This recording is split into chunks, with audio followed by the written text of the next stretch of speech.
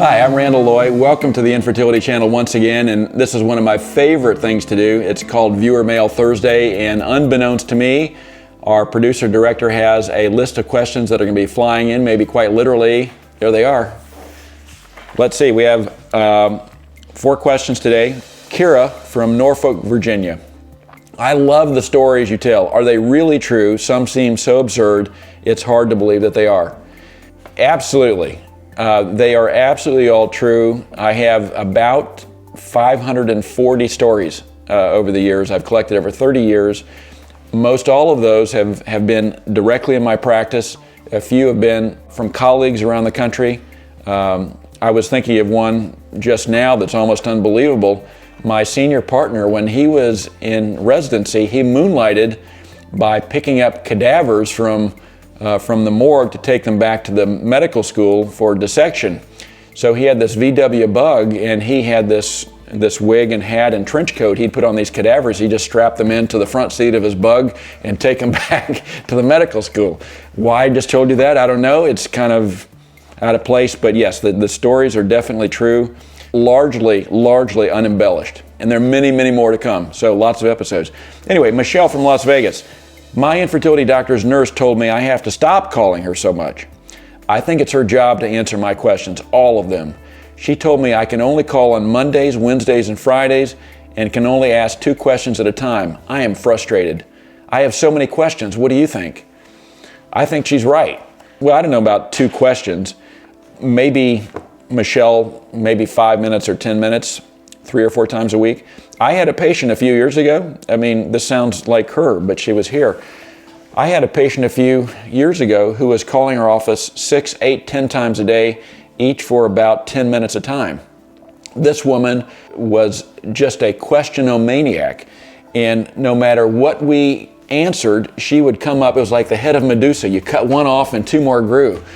We could not satisfy. She was just insatiable.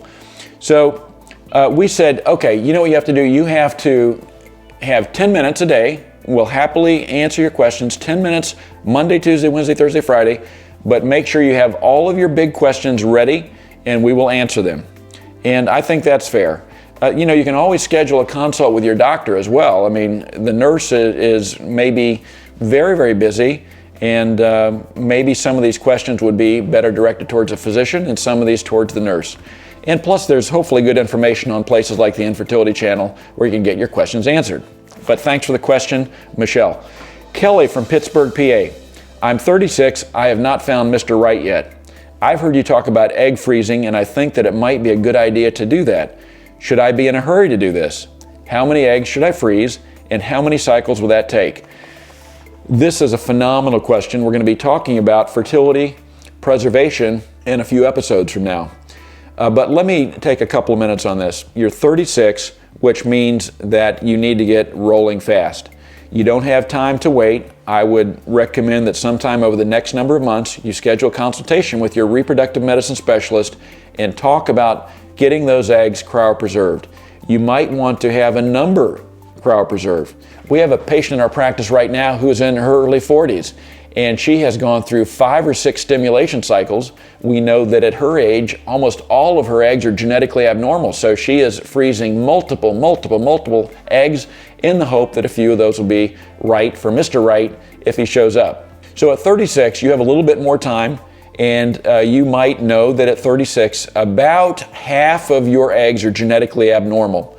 So if you froze 10 of those, maybe 5 of those could lead to a baby. So talk to your doctor about that, but you should get on the stick.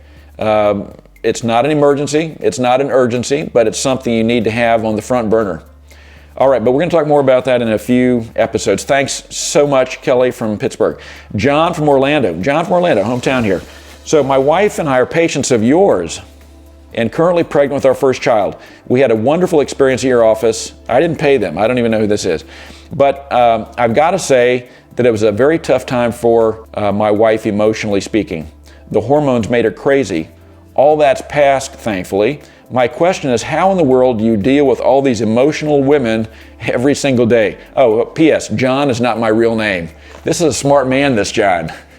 I mean, if his name were Theodore or Rumpelstiltskin from Orlando, that'd be a dead giveaway. Okay, so John, not your real name. I really don't know how I do it, to tell you the truth. I go through a lot of Kleenex and my patients go through more.